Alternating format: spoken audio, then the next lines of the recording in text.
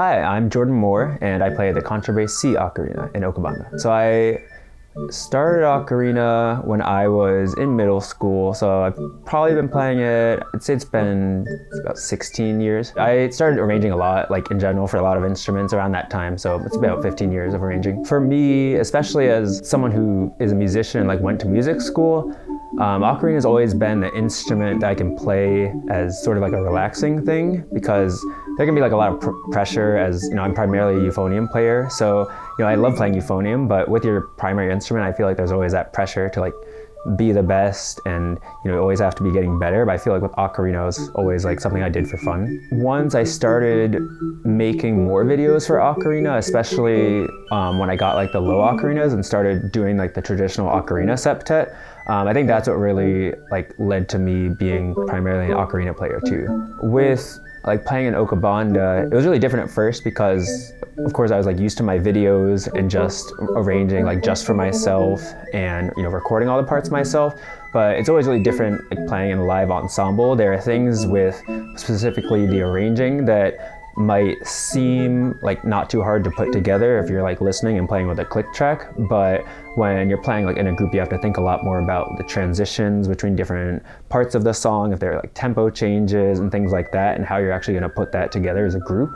And then I think with playing ocarina, I've always liked in general like playing lower instruments. Like I said, I'm a euphonium player, so being able to play the contrabass ocarina, especially when you're like live with a group, it always feels really rewarding because you're like, you know, you're like that foundation. So yeah, I really like that too. I mean, it sounds a little cheesy, but I think like in a way it like gave me a family. When we first got together in 2017 for the Anime Expo, like I feel like none of us really knew what to expect. We were just kind of like 7 people who hadn't met each other, and we, you know, decided to meet up to play ocarina. But you know, we really bonded, and yeah, I think that we've all just become like such good friends, and we all stay in touch with each other, and you know, that's something we'll have for the rest of our lives. I feel like what our biggest performance has been was the live stage at MagFest. When up to that, we had done the Anime Expo, and then we did Belvedere Square, but that was one of our big goals at the time, was being able to perform on the main stage at MagFest. So I think, you know, when we did that together, it really like felt like we made it together. So that was a big moment. We really like pride ourselves on being the first ocarina septet that formed in the United States.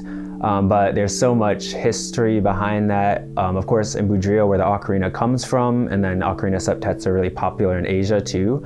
So I think us being able to represent the United States to Italy, like to the birthplace of ocarina, where septets are like a lot more common and more popular, would be, you know, a really special thing. I know some other people who arrange for ocarina, like from Italy. So there's like Emiliano, who I met when I went to Italy previously.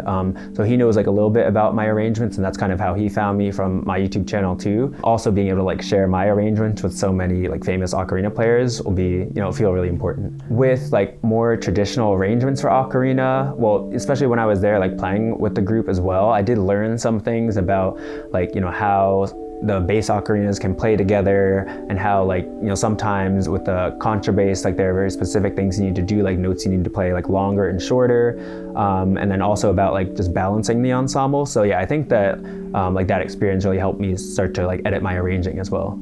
I would say probably the biggest tip, well, is broad, but create variety as much as you can. So for example, if you have, whether you have like 4 ocarinas in a group, or you have like the whole 7 ocarinas, they don't all have to be playing at the same time. So using just a few ocarinas, that can make like a really different tone color for the group, and then it can make it, you know, much more dramatic when you add the full ensemble. So that's one of the big ways that you can just make arrangements more interesting, is to even just like give certain ocarinas rests and try like different combinations of which ocarinas have the melody, so that you can showcase like all the different ranges. It might actually be the Dragon Roost Island one. I like the way that the original song lends itself to ocarina, but I really like the middle section of that arrangement, where it takes from the 25th anniversary Zelda arrangement. That was the big like orchestral concert series, and yeah, I just felt like when I was arranging that, it just like fit so well with ocarina, and yeah, I just like the way that one turned out. I'd say there are songs where you might like try to arrange them,